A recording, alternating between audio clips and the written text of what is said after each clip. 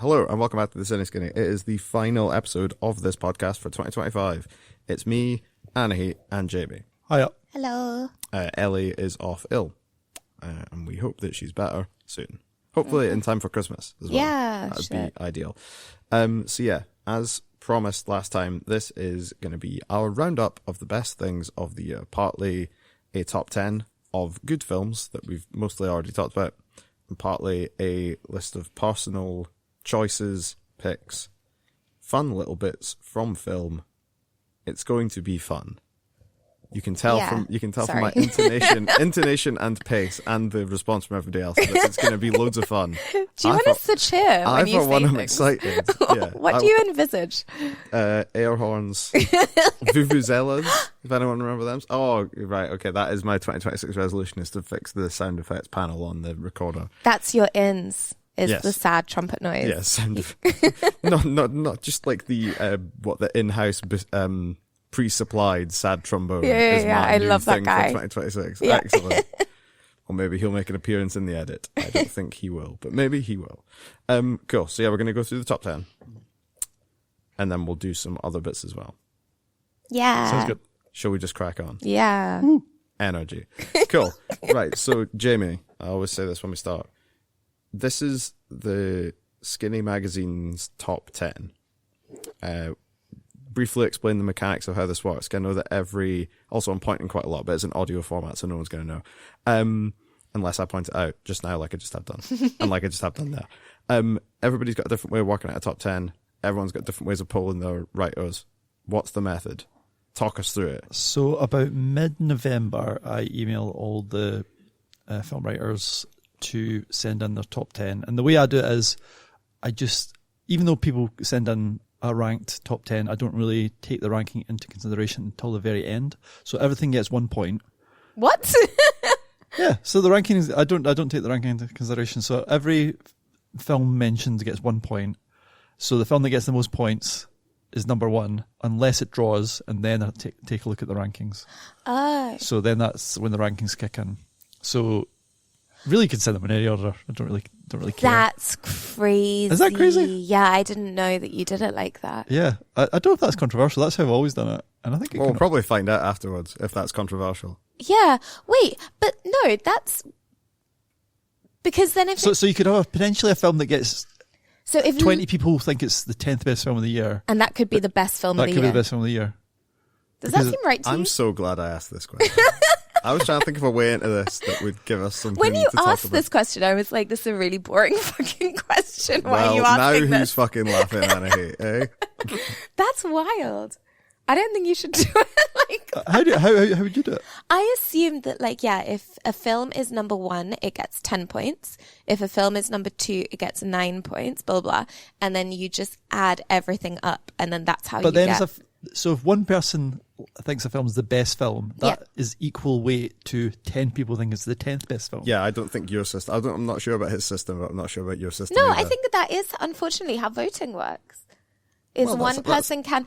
But because you have enough film writers, presumably, that even if one person thought it was the best film, it still wouldn't make it onto the list unless several people did. Here's my question to you, Anahit. Jamie, I'm going to save your bacon briefly, and then we're going to get back to shouting at you. Do you think that the top film on your list was 10 times better than the 10th placed film? Ooh.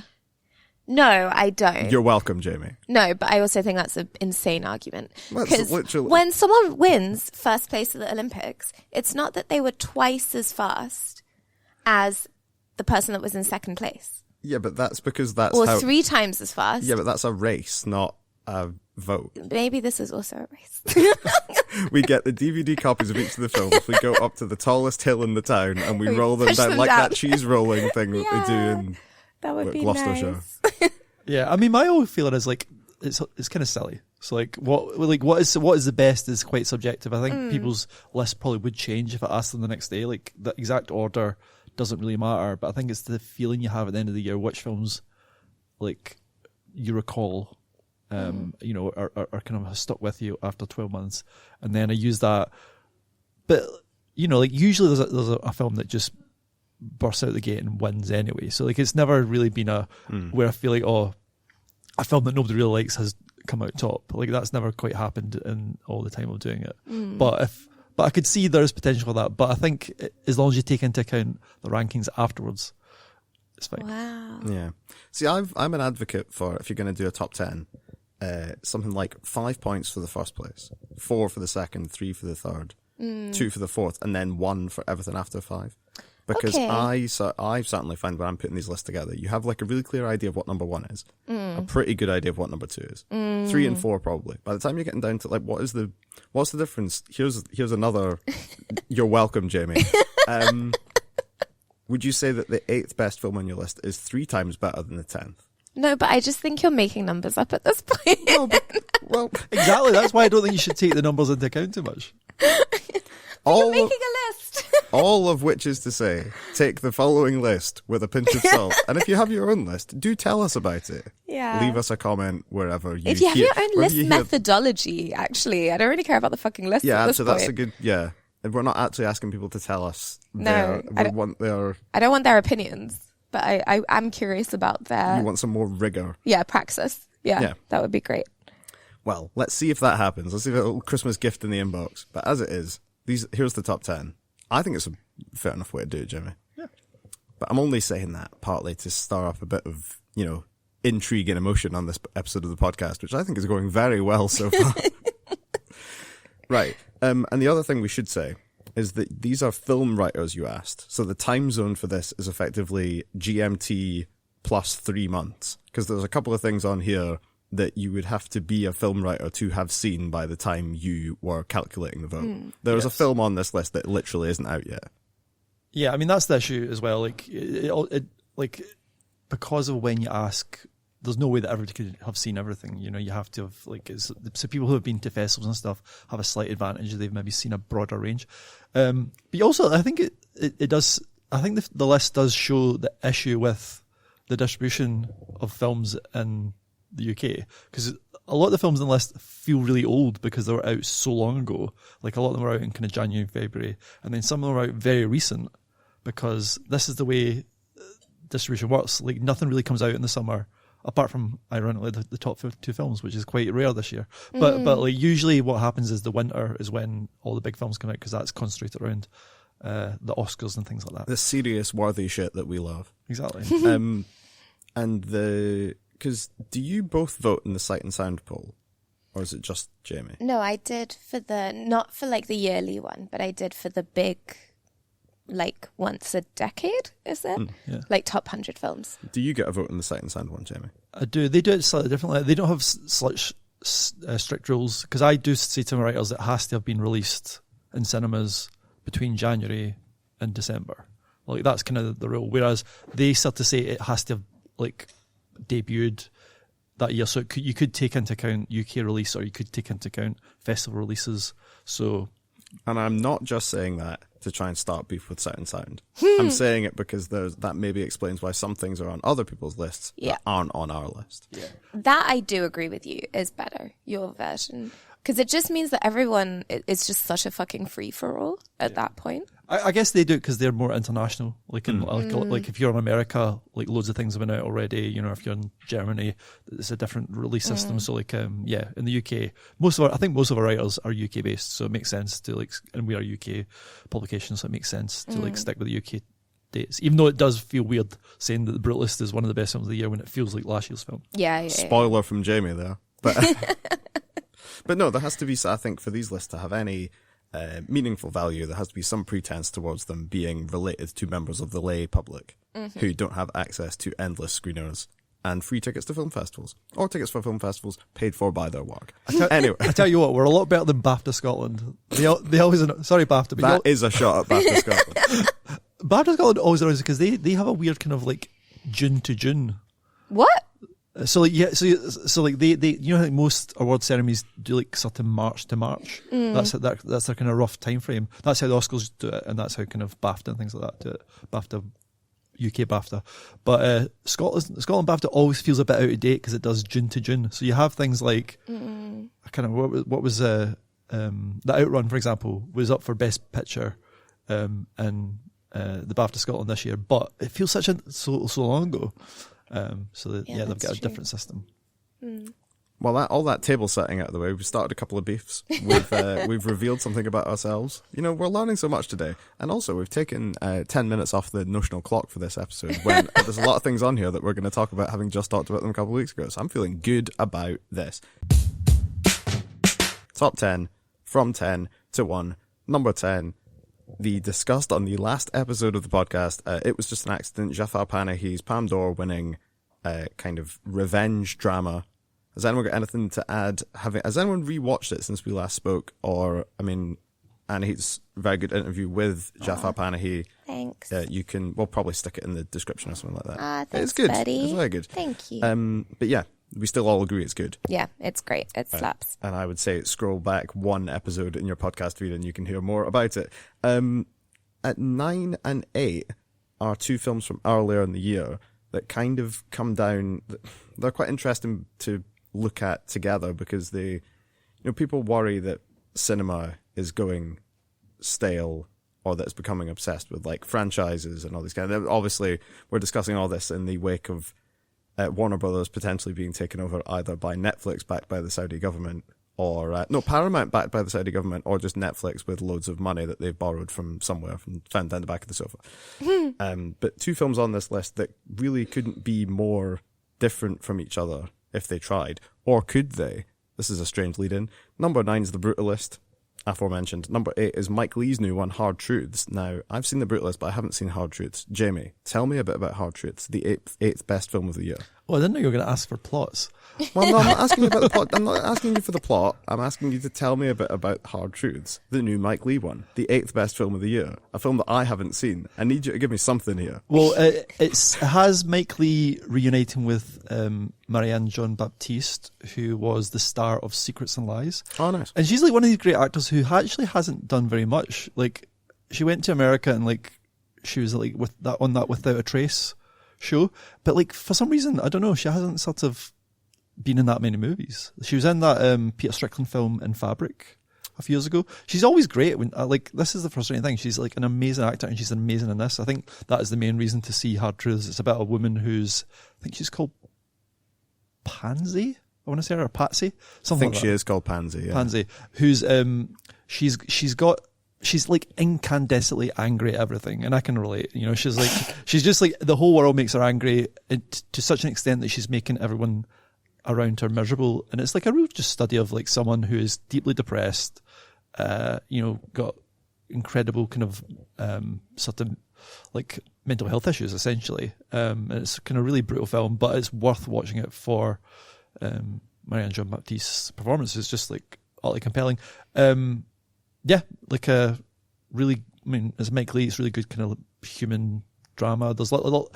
If there's a flaw to the film, it feels like it's an ensemble film that isn't as memorable as Marianne Jean-Baptiste's character. There's actually a lot going on. There's it's her whole family, her son, her nieces, her sister. There's like a lot of characters, but like she's the one that you walk away thinking about. But then, like, it's kind of interesting to see that as like a kind of character study of one person in a like kind of more domestic setting, right next on this list to The Brutalist, which is kind of a character study of one person, but in a very grand, like epic modern historical setting. Yeah, they are just like such different films, but they are both kind of about what it means in a way to be like out of place in society or to be living in some kind of like friction with everything else around you. But yeah, The Brutalist it's just big. Do you know what I mean? As a film, like both in its runtime, in the way that it's shot, like there is this kind of like very historic, epic quality to it, which I think is actually encapsulated by the fact that the person that it's about doesn't exist at all. But I thought he did. Like, I went and Googled him after I saw the film at Venice. Because I was like, oh, that's crazy. They have, like, that bit towards the end of his, like, Biennale retrospective. That's so cool. And then you realize the whole thing is, like, this kind of conceit of a biopic in order to actually tell, both this character study and to encapsulate this, like, moment in history, that kind of tipping point after the Second World War. And I think Hard Truths does almost like a bit of a similar thing in that it's a character study of this woman, but it is also like, what does it mean to be existing in modern British society, especially as an immigrant? And the answer is, it sucks. And I like that he made a film about that. Yeah. And I'm actually just very pleased that the combining these two thematically has actually worked out quite well. Well, I guess in some way they're kind of quite inspiring because they're like, you know, to filmmakers going off and making exactly the film they want. They're, you know, completely unique films. But it's also kind of depressing in that it was so hard for them both to finance them. Like, I know Mike Leigh, obviously you could argue he's probably Britain's most prestigious filmmaker. And he had to like beg, borrow and steal to make this. Like he really struggled. And you can tell actually the film's a little bit underfunded. Like I don't know how much he got in the end, but it's certainly not as lavish as some of his more recent films. You know, because like, you know, think of like Peterloo or Topsy Turvy or something like that. You know, he's like really kind of gorgeous period pieces. And this is like a bit more kind of strip bare. And then I believe The Brutalist was made for like less than 10 million, which you can't quite believe when you see it. It like just looks incredible. But that's because Brady Corbett had to like, again, beg, borrow and steal. He made it in Budapest to like fake for like mid-century Philadelphia. And it doesn't quite work. I don't think when you look at it, you think, oh, that looks exactly like America. But that's what I guess he's one of our more exciting young filmmakers had to do to get his film made. And he managed to get a modest budget together, and he did the best he could with it. And I think he made a great film. But like, you know, what would he have made if you gave him 50 million or 100 million? You know, so like, as great as these films are, I feel it's a shame that the filmmakers, it's such a struggle for them to make them. You know, we will discuss people working with large format cameras who get big budgets later on. But yeah, so that was The Brutalist and Hard Truth. So Hard Truth is actually on Netflix, so you can just go and watch it. And The Brutalist is on Now TV, but there's also a screening of it in the big screen at the Cameo on the 16th of December. So if you haven't seen it in a cinema, I would say Brutalist is the first film I saw at the new film house when it just reopened. It was really good to see it in a cinema. It is a long film, and you will benefit from the social pressure to not check your phone or do something else. You will enjoy it if you give it a chance. It's a very good film. So yeah. So that is Hard Truths and The Brutalist at numbers 7 and 6, two films we've talked about very recently that are both very good. Sentimental Value, the new Joachim Trier film, and The Mastermind, Kelly Reichardt's new one. They're both just good. I think we can agree with that. Get that on the nod and move on into the top 5 already. We're making quick time of this. But there's actually another two that kind of go well together. Two very good debut features at 5 and 4, which is Nickel Boys, the Rommel Ross film, and Ava Victor's film Sorry Baby. Two very good, but again, very different films, and two just very different films. Now, unfortunately, I haven't seen Nickel Boys, so I can't speak to how different they are. What I've done here is I've set up a thing knowing that the two of you will be able to give a good answer, and I can just give a good question, and then we've all fulfilled our duties to the best of our ability, shall we say. It's interesting that you say Nickel Boys the debut, because I guess it's like a fiction, like a narrative fiction debut, but it's not a cinematic.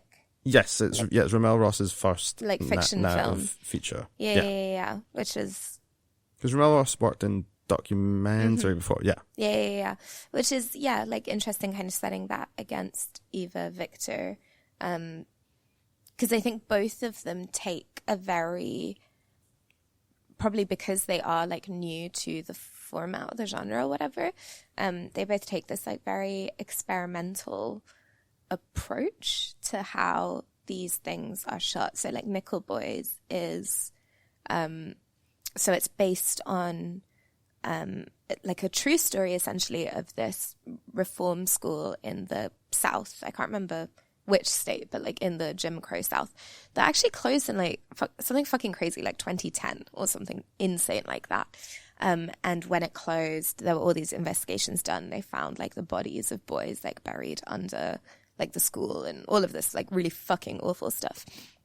And so it's like an imagination of a school like that in 1960s America. And it's shot in this really interesting way in that it follows like these two boys who are at the school, and the entire thing is shot from their perspective. So when their eyes move, the camera moves. You see everything through their eyes.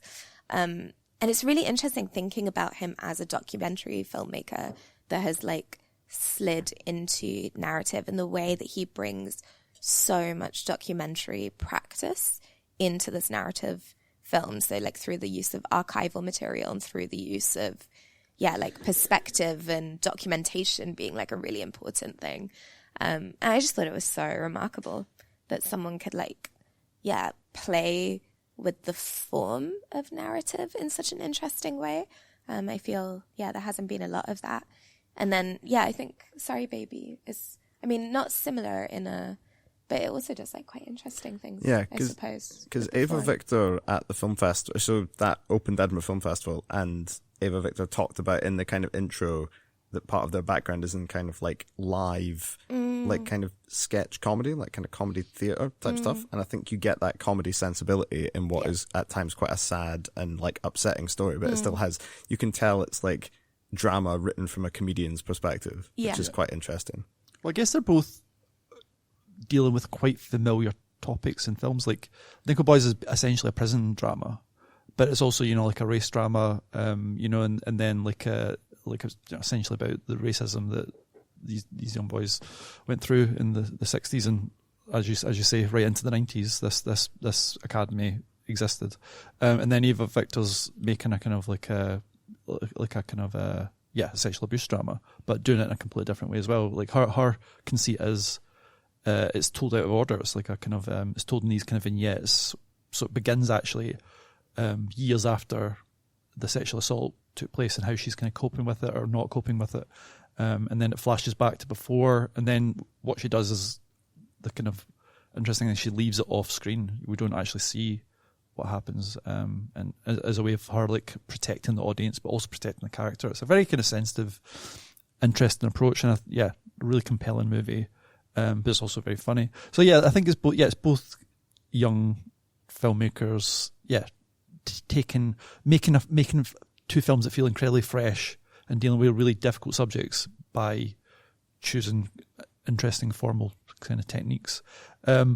If I'm being honest, I did appreciate Nickel Boys. I don't think for me that the kind of rigidness of that formal choice quite worked for me until the second boy came along, because for the first maybe I would say half an hour or something, we're only seeing the world from one boy's point of view, I think.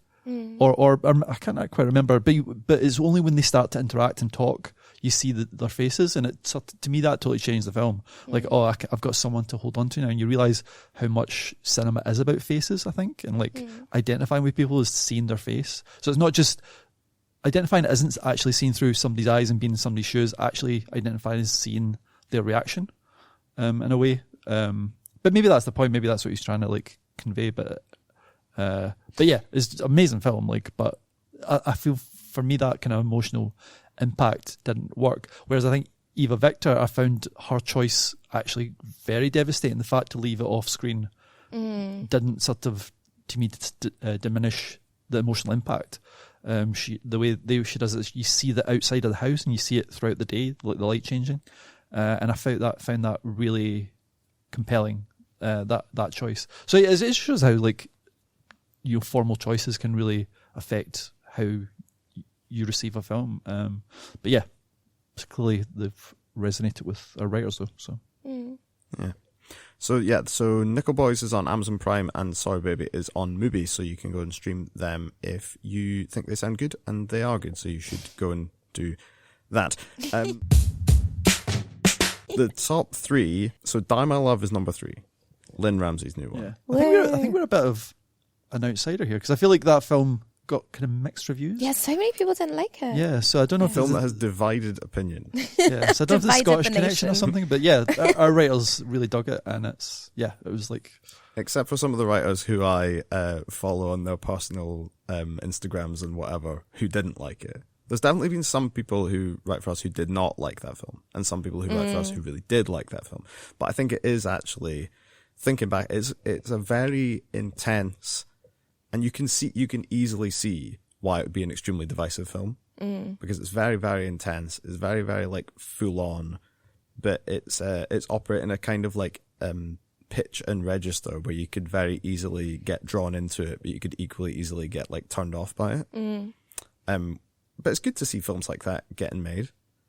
It is. I rewatched all of the Harry Potter films this weekend because I was feeling sad. And with the fourth one, I was like, my God, Robert Pattinson really went on to do such interesting things. Like, that's the man from Die My Love. That's fucking crazy. That's the Batman from that's Batman. That's the Batman, yeah. And it's the same with her as well. It's like, oh yeah, you're the Hunger Games girly, but you've gone on to do... And I think there is something about like that generation, like that sort of Harry Pottery, Hunger Gamesy, Twilighty generation, yeah, that the films themselves are often quite bad. And they could have really easily coasted on that, but they've all done things that are like quite unexpected. And I really love that about them. Good on them. Good on them. Good bunch of lads. Yeah. They could have all just retired. Yeah, they really could have. Or just made shit, like gone into like Marvel or something forever. Like just done like franchise things for the rest of their lives. I don't know. But they've done like cool things, which I admire. And I'm pretty sure, Jennifer Lawrence is why this was made as well. I think she pushed for it. She found the source material. Like, she chose Lynn Ramsey because she saw, I think, Ratcatcher and loved it. So it's like, it's not just that they're making these good choices, they're actually, in many ways, getting the films made with their star power. These things, which is like, and you could probably say the same about Pattinson, you know, like, I'm sure he does the Batman and stuff like that, but really he likes to work with auteurs. You know, he made that crazy Bong Joon-ho film this year. God, that was this year, wasn't it? You know, that's not on this list. It's not. That's indicative. It's not on this list, but it's a bold performance. You know, he's going for it. He's having fun. He's chosen a director who's really interesting. And the you know, him and Lawrence, they clearly have good tastes in filmmakers. So. Also, The Scottish Connection, based on a book that was published by an Edinburgh-based publisher, Charco Press, which is like, I think their first like major, so they specialize in translated fiction. So it was kind of published by someone else before, but the English translation is published by Charco Press, which I think is like their first major film, which is crazy. They're like this tiny little publisher, and now Jennifer Lawrence is in their film. And now Jennifer Lawrence is scrabbling around in the grass screaming. Yeah. And throwing herself through screen doors. Look what's possible. Man, the cinema. I would love to know. I actually should check what the box office is, because I wonder, like, these two big stars, have they dragged in a lot of people who maybe wouldn't go to see a Lynn Ramsey film, and what do people make of it? You know, because it's a complete, you know, despite being a bit, you know, having these big stars, it's a complete Lynn Ramsey film. If I had to guess before Anahit pulls it up, I would say that it probably didn't drag that many of them in, and those who did come didn't like it. But their money counts the same anyway, so it's fine. It doesn't. Oh no, hang on, box office. As of December, as of 2 days ago, it has grossed. Is that how you say that? Grossed. Yeah. Yeah. Okay. Just checking. It's like I don't think I've ever read that out loud before. $5.5 million in the United States and Canada, and $5.2 million in other territories. So yeah, just over 10 million, which is not too shabby. The movie famously spent like $30 million acquiring the rights to it. Oh yeah, I mean they've lost money. Yeah, no doubt. But then I mean that's who wow. cares? Yeah. Okay. Like I don't think that counting up other people's money is. I think it's gauche. To be honest, it's not about the art. No, maybe can do their own accounts. Exactly. And how? Good bunch of lads, actually. I'll stop. Time to move on. So the two best films of the year. Now, I've got these down as two sides of one very large coin, aka two examples of modern epic cinema, aka big studios can make good films if they actually try. Oh, this is controversial now, though. Well, it is unfortunate. These two are Warner Brothers films. Warner Brothers are currently, as discussed at the top of this podcast, in the process of potentially being acquired by one or two of the devils on their shoulder. I did read a very fun thing on the FT the other day that basically said that people trying to buy Warner Brothers is in and of itself a recession indicator, because it comes up at around these times, like the Time Warner merger and then the AOL Time Warner thing. It's like, it's just any time you see someone try to buy loads of Warner shares, it's probably a good time to like start burying your gold in the back garden. But I need to look into it, but what's so strange is this is actually a great year for Warner Brothers. Like, they are the studio that is actually putting out I mean, these two films are examples of like interesting auteur-driven films that did great at the box office. Like that's so rare. And you could add more to Weapons was also a Warner film. That's a film I really liked this year, and audiences flocked to it. They did do Mickey 17, or Mickey 17, Mickey 17, or no? Mickey 17. Yeah. Mickey 17. They gave Bong Joon-ho all this money to make his weird little space movie. Like that's great. I mean, I don't know how well it did, but I'm glad they're doing that. And then they've got all these kind of fun franchises. Like they do the kind of Final Destination films. The new one was great, and it did well at the box office. They do the Conjuring films. It did well, and even like it seems like the superhero films they're making are better. I haven't actually seen it yet, but I hear you love Superman, which is Warner Brothers. So they actually are the studio that seem to be committed to cinema, and like they're putting out. That was their mistake. Yeah, exactly. I know, but then, yeah. I mean, that's probably the biggest motivation for Netflix. Is like they don't like that. They actually want us to all sit at home and not enjoy films communally. So that's why I mean, if I'm going to go for any of these bad options, I would hope for the Paramount buyout. But I mean, hopefully there's some other way to do it. But like, if that's the only two options, surely you'd go for Paramount, even though they've got the dodgy money. At least they are committed to cinema as well. So yeah, it's a pretty bleak time, but also it's given us two great movies. Yeah, I mean, you'd think that like antitrust law was, if it's still a thing, surely you can't have. You know what? This isn't an economics or this isn't a legislative podcast. We only have a watching brief. We're not allowed to write the law. I believe Christopher Nolan's rolling together the good boys to like take them on as well. That I think the Producers Guild has a few things to say about it. Oh, I thought you meant that he was going to get like the cast of Inception together. He's getting the boys. What's his name? Bob Sanos or his brain. I'm getting together some boys. I've got a job for you. So we haven't actually discussed what the two films are yet. Oh yeah. It's not like us to get distracted, but there you go. Right. So here's an interesting one. Anahit, what order would you put I think everyone can guess what the two films are. Yes. What order would you put them in? I liked Sinners more than One Battle After Another. Jamie, what did you think? I had One Battle After Another on my top 10. I didn't have Sinners, although I did love Sinners as well. That's crazy. What? Is it crazy? I mean, I thought Sinners was great. Like, I mean, this is also that's just like the list I made that day. Sinners might be on the list another day.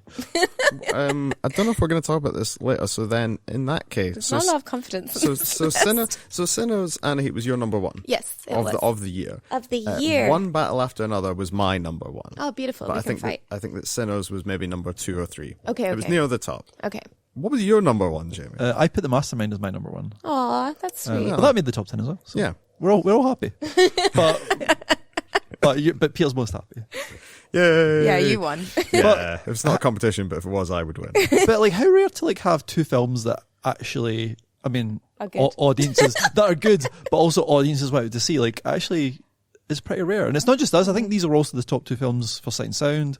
I'm sure they're going to be in amongst other people's top 10s. These are two films that feel like the culmination of something that started after COVID.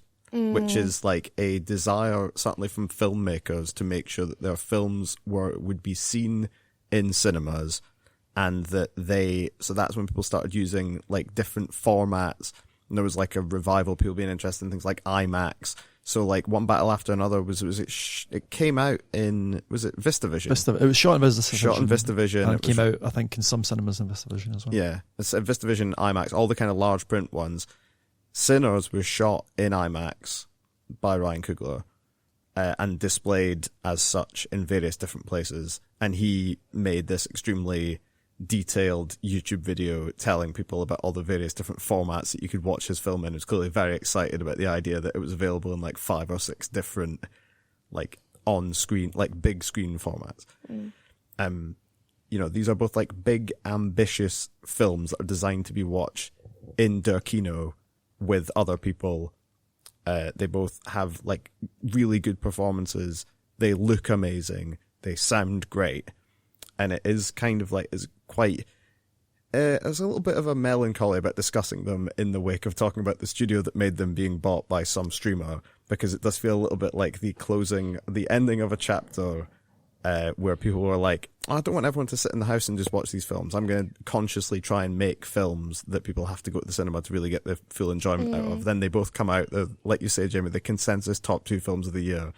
And then the studio that made them is subsumed into Netflix alongside the various Jake Paul freak show boxing matches and K-pop Demon Hunters, which we haven't discussed yet, actually. That is probably the public's number 1 film of the year, K-pop Demon Hunters, but it's not ours. It's not even on the list. Jamie, talk to me about one battle after another. And then I'll come to you about Sinners, Anahit. Okay. Yeah, I mean, my memory of One Battle After Another has just been absolutely electrified while watching it. It was like, it's such a kind of propulsive movie. It's also a movie for our time. I think it's like saying a lot about the culture today and politics, and it's also just fucking fun and hilarious and just like fully crazy characters and sort of detailed characters, and yeah. And it's got a great Leonardo DiCaprio performance, like an actor who I don't usually like that much, and he's just so funny in this. It's like they've dropped The Big Lebowski into like a James Cameron film, and that's like the conceit of the film. Yeah, I mean, it's like it wasn't my favourite film of the year, but like it's certainly a film that I can see why everybody's got behind it, because it's just such a pleasure to watch, and it sticks with you, and it's just great filmmaking. So yeah, I mean, that's all I've really got to say about it. Yeah, I think it was my favourite film of the year, and I think it kind of has, I hope this isn't hyperbole to say, it kind of has everything that I would want in a film in it, in that it feels like a big event. It's got people you've heard of, it's got people you haven't heard of, it's got some funny, silly, oafish performances, it's got some like really interesting like set pieces. It's got people firing guns in the air. It's got a really good soundtrack, like both score and just like songs picked off the big cinematic jukebox. It feels quite big in its scope, but it also has a lot of like personality to it, and it feels like everything that's there is supposed to be there. And it is as long as it needs to be, and it tells the story that it wants to tell. And it ends really amazingly. Yeah, for me, best film of the year and one of the best films I've seen in a long time. Maybe my favourite Paul Thomas Anderson film. Oh, really? But then I might need to watch some more of them over Christmas when I have the time to watch them. Mm-hmm. But no, it's very, very good. But Anahit, Sinners. I know you want to talk about Sinners. You really like Sinners. I think I just feel kind of what you both were describing about one battle after another, is how I felt about Sinners. It was the most I'd felt like when I first watched Challenges, which is the bar, in that I was just like sat, do you know what I mean? Like leaning forward like, oh my fucking God, like we're really doing this. It's so, yeah, like propulsive, like it just has so much like energy to it. Such a weird film as well. Like if you kind of like incorporate all the different bits of the film, it's like set in the Jim Crow South. It's like a Southern Gothic. It's kind of a race drama, I suppose, but it's also about like music and art making, but it's also got vampires in it. And on every level, it sounds like it shouldn't work. And there's just something about like that alchemy of how he's put all of this stuff together. The music is insane. The music is so crazy, like some of the best needle drops like in a really fucking long time. The performances are amazing. The two Michael Jordans having a great time. Haley Steinfeld, that you're like, shit man, like you're really fucking good. Another one of the like baby girlies that you're like, oh, you were a child actor that's gone on to do such cool things. Yeah, I just thought it was incredible. Like it made me feel like, oh, I love cinema. And there aren't actually that many films that do that. Do you know what I mean? There aren't that many that you're like, this feels different in a year. And this was that for me. And I really loved it. Do you want to do a little quiz? Yeah. What do you think the last film at number one for the Skinny was in our end of year poll that made over £10 million? Oh. I don't know. I don't really have a good sense of scale of money.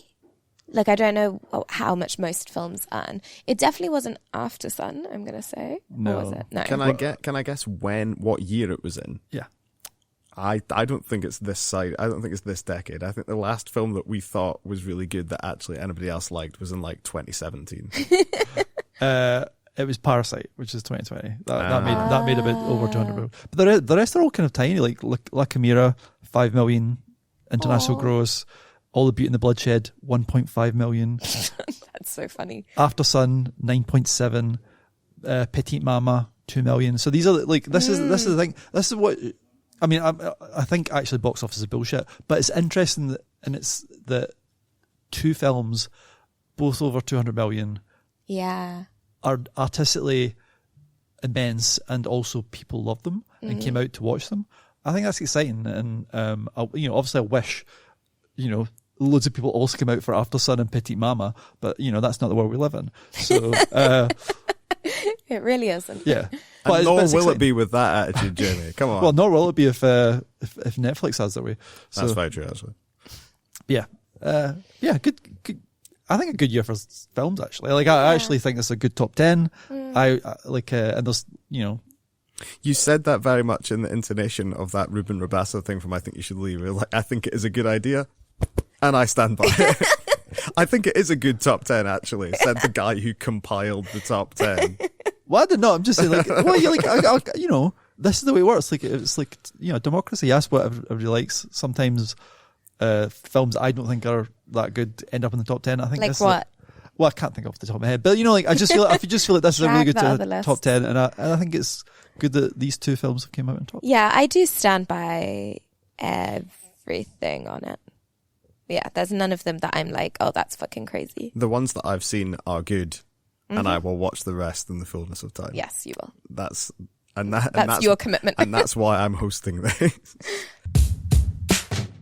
Okay, so we've done the top 10. Now it's time for the annual end-of-year coda of our personal favourites and the films that were unfairly cut out of this top 10 and the things that we want to talk about as well as a final payoff to a year in cinema. Mm-hmm.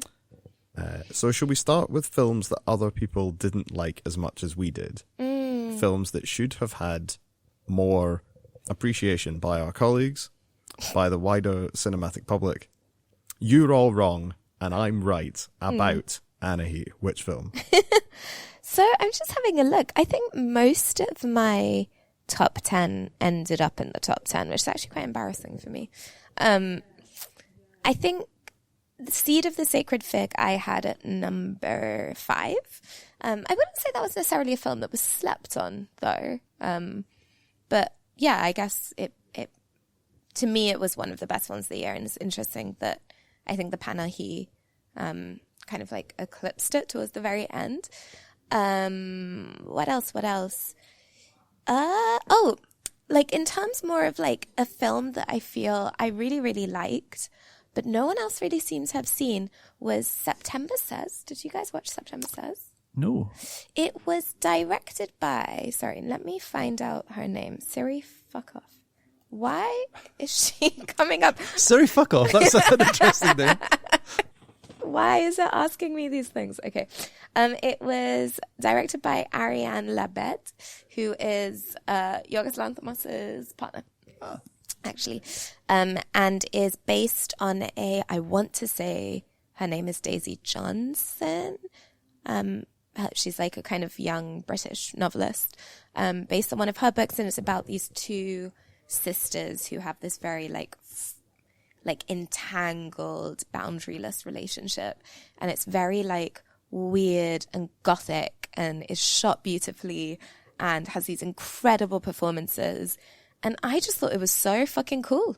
I really, really liked it, and I think it did get a release. I watched it last LFF, so 2024, but I think it did get a release this year, but just no one seems to have really seen it, which is a shame. So I would really recommend that if people are looking for things to catch up on. Apparently it's on Mubi. It's on Mubi, there we go. So there you go. You can stream away. Yeah, it's really... Yeah, film. I mean, this is the thing. Like, a top 10 is always like good because it reminds you of things that you've liked, and it helps you fill in the little gaps in your knowledge. But then it's quite nice to talk to people who know about film, and then they just recommend you a film that you had hitherto never heard of before. No shade to September Says. I'm sure based on Anahit's review, it's very good. It's good. I had literally never heard of it. No, exactly. And I don't think I'd ever really wasn't hugely familiar with the film that Jamie has put down in this slot. Yeah, I'm kind of similar to Annie in that a lot of my films in my top 10 are either in the top 10 or in the top 20. They're in like something like Weapons wasn't mentioned, but I think most people agree it was like good and it got a lot of buzz. Pillion, On Falling. So those films I mentioned that didn't quite make the top 10, but they're in a roundabout. But then another film that nobody mentioned, I think, was Super Happy Forever, which is the best film I saw at Glasgow Film Festival this year. It's a Japanese film. Saw it back in March. And I think part of the reason this didn't get much traction is because it didn't actually get a proper cinema release. It just went straight to movie. So it kind of got buried a little bit. But I think it's a really wonderful like cinematic gem that really people should check out if it sounds like your kind of film. So it's about a Japanese man. It's told in 3 parts.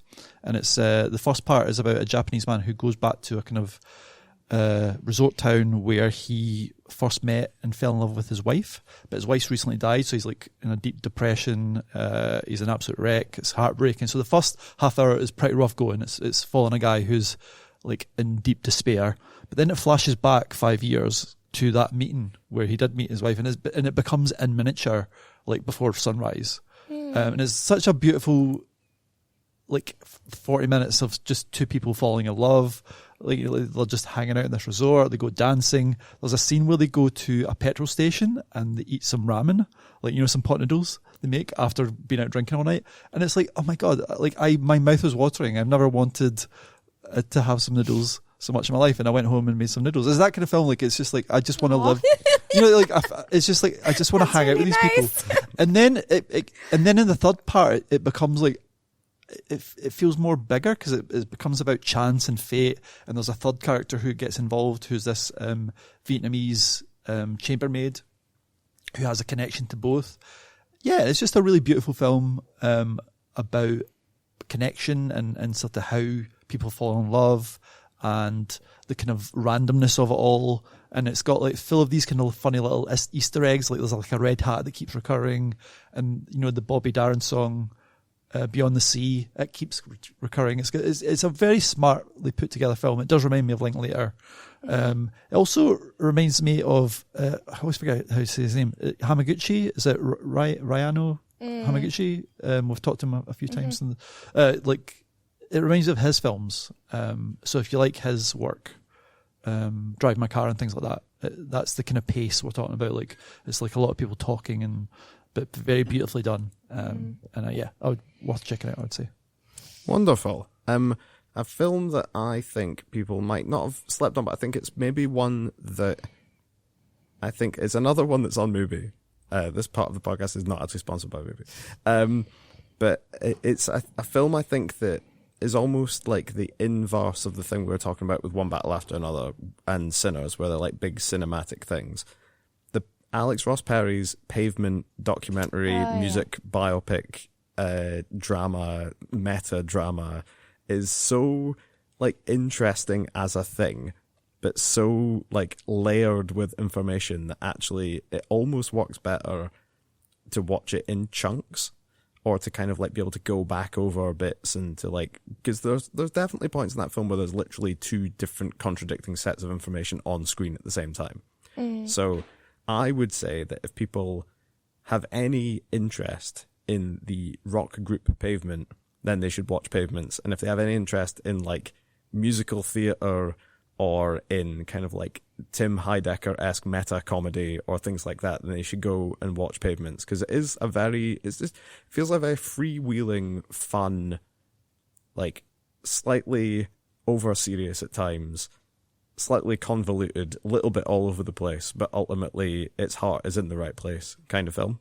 Clearly made by people who are very enthusiastic about the subject and bringing together so many different things.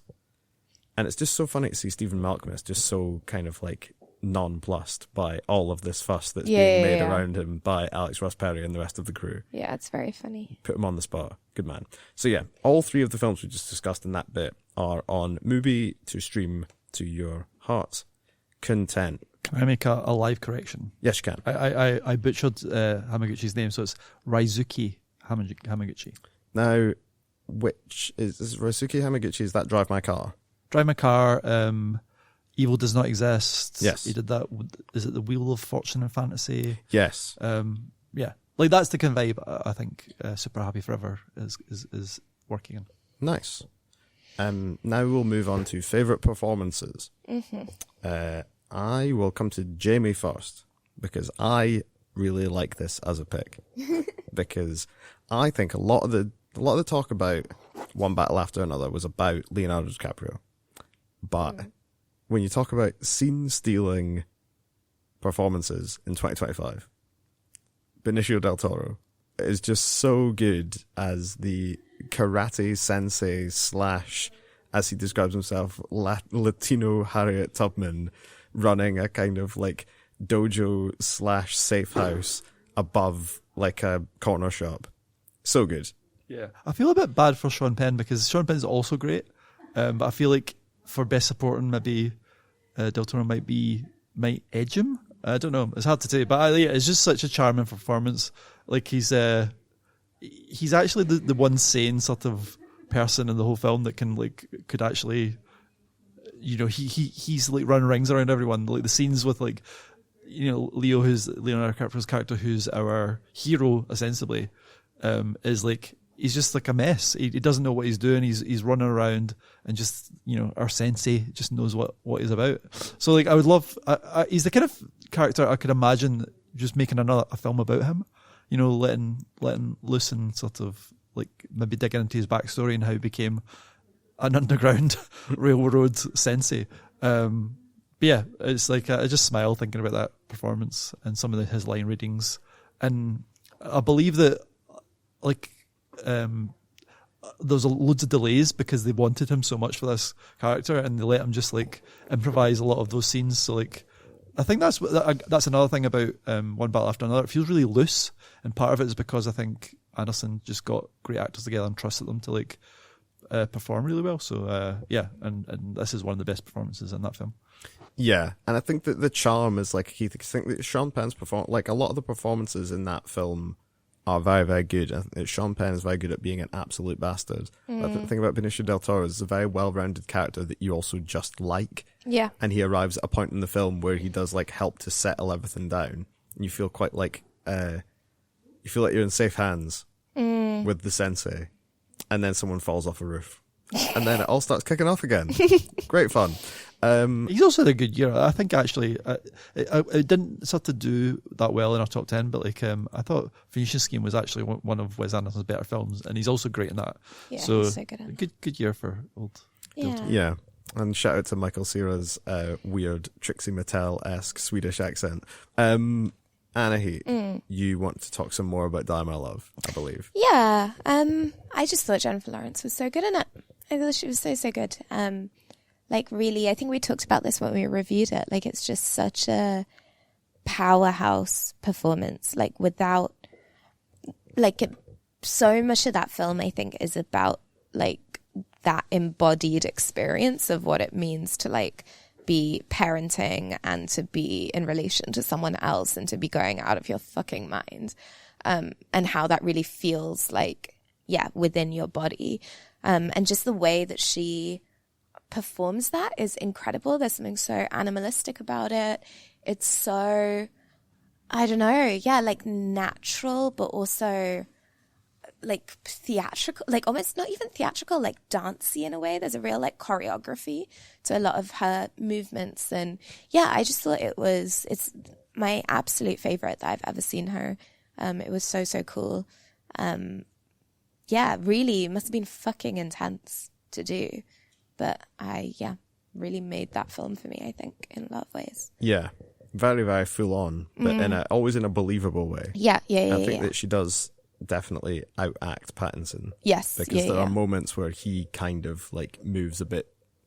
he jumps the shark a little bit. He is a bit goofy, Yeah. yeah. But I think he also just doesn't have as pivotal or interesting a role. No. Whereas she has something that's so knotty that she can grapple with, and it's just done, so well. Yeah. Yeah, I loved. I want to give a shout out to Ella Overby from the Dag Johan Hagerud film Dreams, the Oslo trilogy film. So she plays the lead in that as this teenage student who falls in love with her teacher. It's just a very, like, not a super showy, like, performance, but just, like, very, very, believable and real. I think the writing definitely helps. But yeah, that was just a film that was really good, and she carries quite a lot of it, particularly in terms of, like, getting you, because it has quite a kind of, like, dreamy, yearning mood. She does quite a good job of, like, helping you get into that mindset, which I think is, like, an underappreciated, like, it's all, you know, like, there's different kinds of good acting, and sometimes it is, like, very big, like, dynamic range, and sometimes it's, like, finding a particular bit and being able to, like, land it perfectly. It's like being a darts player and being able to hit, like, the treble 20 each time. That's right. Acting is just like darts. Let's move on to the Contrarian Award for film that you liked or disliked more than most people. This is really a choose your own way to annoy the audience. Yeah. Shall I let Jamie go first? Yeah, honestly. Dig his own grave. Yeah. On you go, babes. I'm very reluctant to put this on record. And he thinks this might get me cancelled. Now, bear in I'm just saying at some point something will. No, so it may as well be what this. I will say as well, Jamie, is bear in mind, you What's are... that mean? This is... you've volunteered this information. Well, actually, Well, you're about to volunteer. I actually just watched this film last night, so it's like very fresh in my head. It's a film that has like 30% on Rotten Tomatoes. The only two people I see who give it 5 stars are the guy from the Telegraph and the guy from the Times. Much to consider that. So I am really putting. Much to I think really about. stick You're in my like neck. one of those, you know when they say about like nuclear power stations that they have to have like markers that future explorers will understand, so they don't just start digging. They have to like move beyond language into like symbology that people will always inherently understand is doomed. Like 5 stars from the Telegraph immediately followed by 5 stars from the Times is the cinematic equivalent of that. Like, do not pass any further. But as you And it's are, 5 Jamie, stars from Jamie Dunn. Well, probably 4. No, I watched last night After the Hunt, the new Luca Guadagnino film that was much ridiculed, much reviled, very provocative. Most people, certainly younger critics, hated it deeply. Even people who have like loved Guadagnino's films in the past. And I went into it just out of curiosity because, like, you know, I like Guadagnino. I think, but I'm a bit up and down with him. I'm not like a super fan of his or anything. And I found it, I think it is provocative, but I think intentionally so. And I think he's trolling us a little bit, which I think annoyed a lot of people. I think he's definitely trying to make fun of some people in the audience. I mean, it opens using the same font as Woody Allen, and it opens as a jazz score. So instantly riffing on Woody Allen, I think, is a sort of troll at this point. But I found the film incredibly compelling, and actually some of its arguments and the kind of spikiness of it and the ambiguity of it, and the kind of jokes of it, actually quite interesting and sort of kind of. I think actually the arguments he's having are arguments I have with people all the time. I think people do talk about this kind of stuff, and he's just putting it on screen, and I think it's annoyed a lot of people. But I think the way he's done it, I should maybe give a little bit of the plot. It's about a young woman who accuses her professor of sexual assault. And she goes to her mentor, who's another older professor, and who's played by Julia Roberts, and essentially she doesn't help her that much, and it becomes a kind of like an intergenerational kind of war, essentially on campus, and how this plays out, the kind of aftermath of it. So it's not so much a he said she said drama as about what happens afterwards, and how, you know, and the kind of like not so much the rights or wrongs of it, but it's like the fact that it happens within a what's the word? philosophy department, and it's like how everyone in this department, even though they debate morals and ethics all day, actually none of them believe, like, or they're all hypocrites essentially. And I think he's attacking everyone. And so from that point of view, I feel he's actually digging into some like hypocrisy we all have, and how like every generation has issues. I feel like it's kind of boring to just say that boomers are the problem, when actually there's plenty of issues with millennials, there's plenty of issues with zennials, Gen Z, like Gen X. Zoomers, yeah. Like, so like, I don't know. I found it very funny, very probing. And, I think if you kind of take it on face value, I think he's taking aim at everyone and asking a lot of questions. He doesn't really give you any answers. I think, again, that's maybe what annoys people about it. But I think I definitely had a great conversation after this. And I think it's a pretty interesting film. And Anahit hates me. No, I just thought it sucked and was boring. But that's okay. I don't think it's boring at all. I think it's actually... I thought it was so boring. It's the longest film in the world. Wow. I was...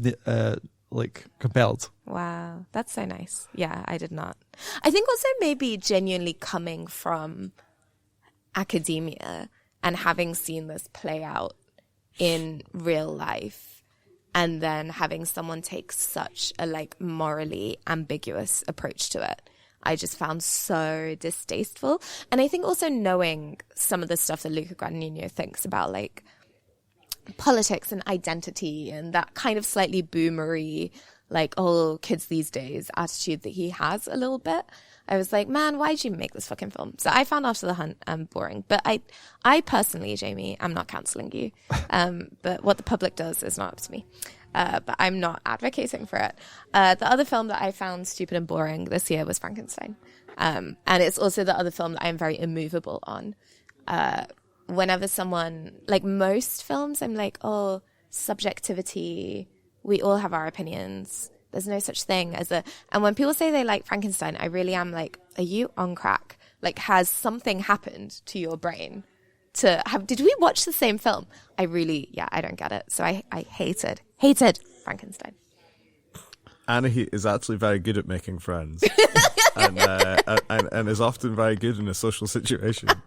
Just don't approach her about either of these two films and you should be all right. I was thinking about this, and I think the weird thing, I just want to throw it in because I don't feel like it's going to come up again soon. The new 28 years later. Oh yeah.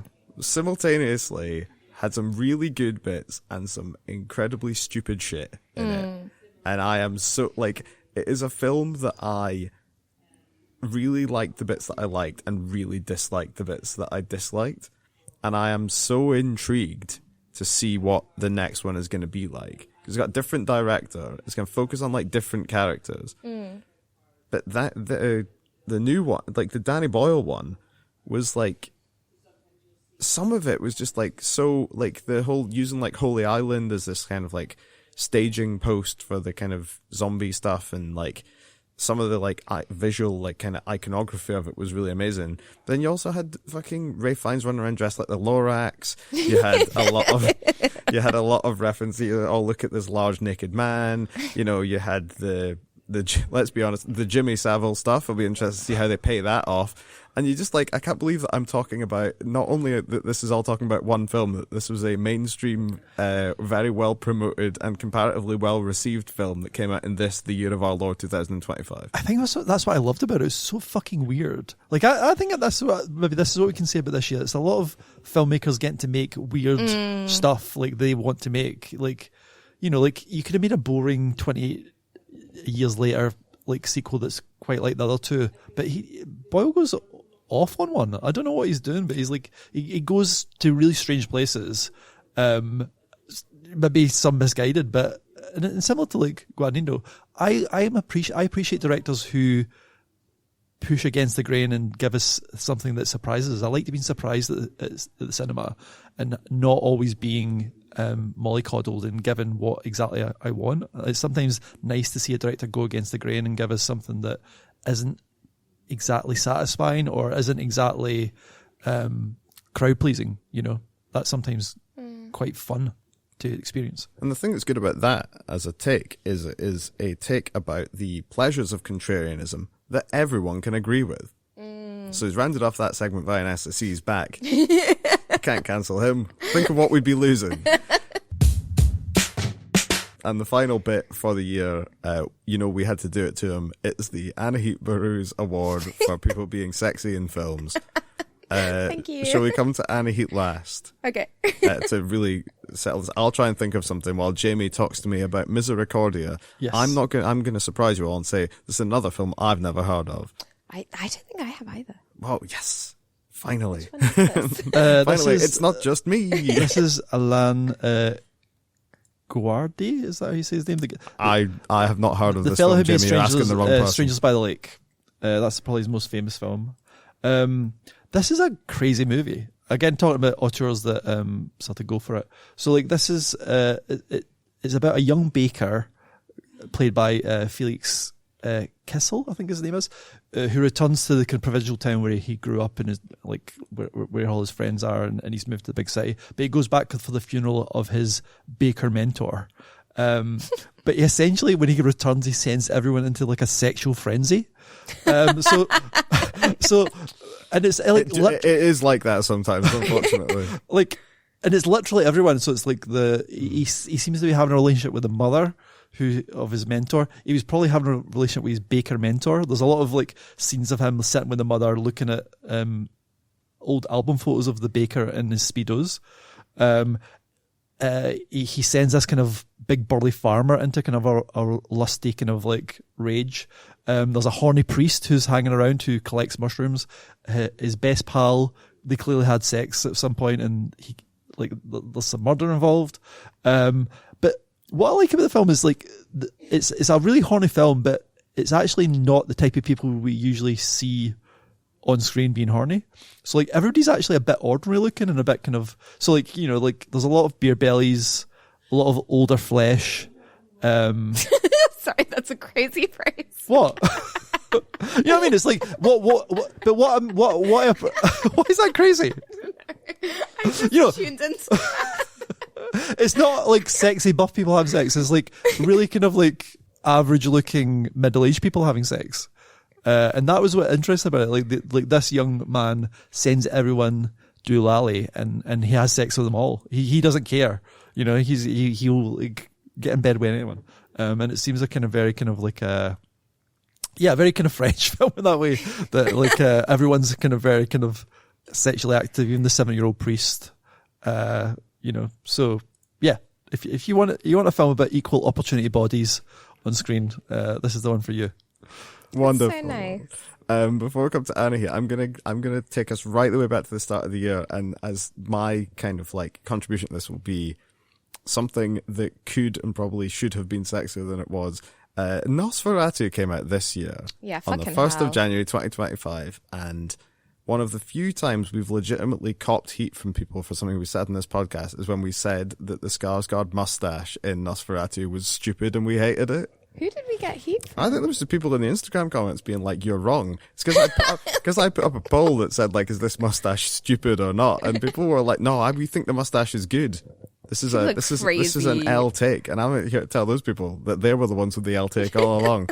I just think I know it's weird to get hung up on the mustache, but he looked like the fucking Pringles man. I'm sorry. He did. That film was an example of overplaying your hand, I think, by all involved. It was quite interesting and it was quite fun, but it was just like, you know, sometimes someone tries too hard. Do you know what I've just realised is the Pringle man is like the younger version of the Monopoly man. Yeah, I guess they are. Yeah. Yeah. Do you know what I mean? I know exactly what you mean. The Monopoly Man made all his money off the Pringles because people love them so much. Do you think that's the narrative? Or did the Monopoly Man do Monopoly, and then his son is the Pringle Man, and he's a nepo baby. He's a nepo baby, and he took some money from his father's business of driving a little pewter car around, and use that to make a special kind of crisp that is in a kind of parabolic shape. I've also just realised that, like, we've been slagging Frankenstein, now we're slagging Nosferatu, which is basically Dracula. Are we saying that people shouldn't be making gothic horrors anymore? No, because my sexy film, Sinners, is a gothic horror. It's southern it's gothic horror. vampires. Yeah, but not like a kind of literary kind of. It's not literary, but it is like a southern gothic. Because I was going to say, I know Eggers is making a werewolf film soon. Well, what can you do? I mean, Robert Eggers is going to make his werewolf film, and there's nothing that we can do about that. But Anahit can finish the podcast by talking about how sexy Sinners was. Sinners was so sexy. It was fucking great. Yeah, it was just so like weird and fucked up. Everyone was like hot in it, but also everyone was horny, which is what vampires are about. Like, vampires are a metaphor for sexuality and desire and the ways that can actually be something that's quite dark. And I think when you're doing that, someone should spit in someone else's mouth.